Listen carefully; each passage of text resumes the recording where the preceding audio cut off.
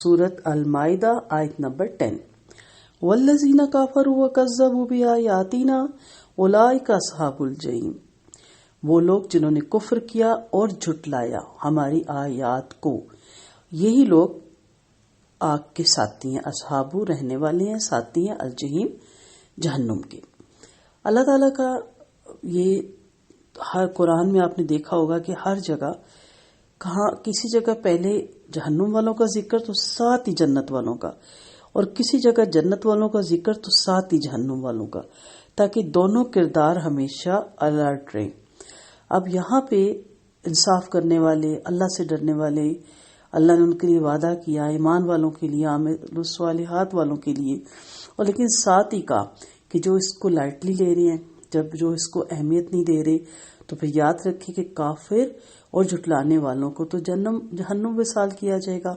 यूं ही होना चाहिए, क्योंकि अगर ऐसे लोग जो कि दुनिया में कुफ्र कर रहे हैं और धन बनाते फिर रहे हैं और अल्लाह की जो छूट है उसकी ढील को हठधर्मी में बदल रहे हैं और परवाह ही नहीं कर रहे, और दूसरी तरफ एक अल्लाह को चाहने वाला, अल्लाह से मोहब्बत करने वाला, उससे तकवा करने वाला, अल्लाह से डरते हुए दुनियावी बेनिफिट जो कि बज़ाहिर लोगों के नजदीक बहुत बड़े बेनिफिट होते हैं, उन सब से किनारा कश करके अपने आप को और अल्लाह की रजा पे राजी रह रहा है, दरगुजर कर रहा है, माफ कर रहा है, सब्र कर रहा है, इस्तकामत पे है। आप सोचे ना कि 5 वक्त की नमाज, फिर उसकी पूरे हफ्ते की नमाजें, फिर पूरे महीने की नमाजें, फिर उसकी पूरी साल की, भी उसकी पूरी जिंदगी की नमाजें, और दूसरी तरफ एक इंसान टोटली इनकार कर रहा है, आजाद फिर रहा है, मजे कर रहा है, मनचाही जिंदगी गुजार रहा है। अगर इन्होंने भी जन्नती में जाना है तो फिर उनकी क्या जरूरत है जो दूसरे इतनी मेहनत कर रहे हैं। एक तरफ हजरत सुमैया रजी अल्लाह अन्हा है, जिनके ऊंट के साथ दोनों मुखालिफ सिमत में बांध दिया गया और उनको इस तरह शहीद किया गया, और वो पहली शहीदा थी इस्लाम की।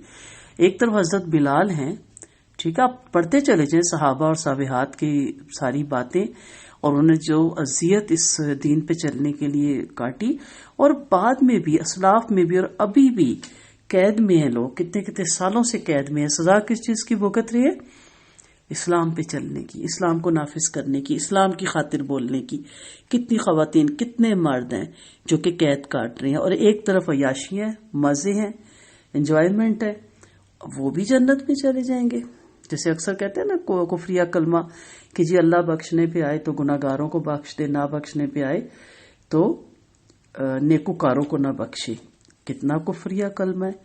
अल्लाह ताला इतनी बड़ी जात, आदिल, उससे आप ये उम्मीद रखती हैं कि वो नाउज़ बिल्लाह मन मौजी है, मन चाहिए काम करेगा, जो दिल में आएगा करेगा? ऐसा नहीं है।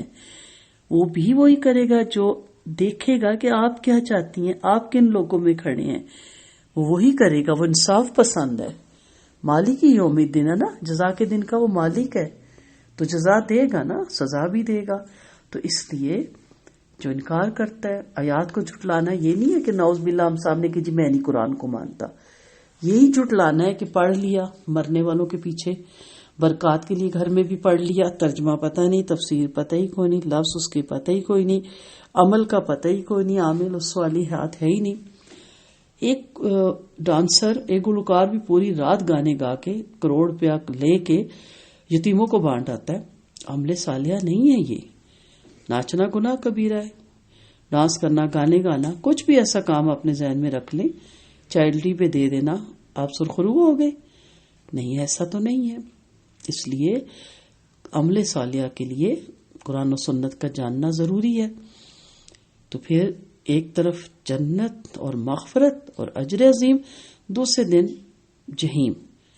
अब अपनी मर्जी है कि क्या सिलेक्ट करते हैं। अल्लाह ताला हमें जहन्नुम और जहन्नुम के अज़ाबों से दूर रखे। अल्लाह ताला हमें हर उस अमल से दूर रखे जो जहन्नुम में ले जाने का सबब बने। अल्लाह ताला उसके हर अज़ाब से कुल मोमिन मर्द और मोमिन औरतों को महफूज रखे। आमीन।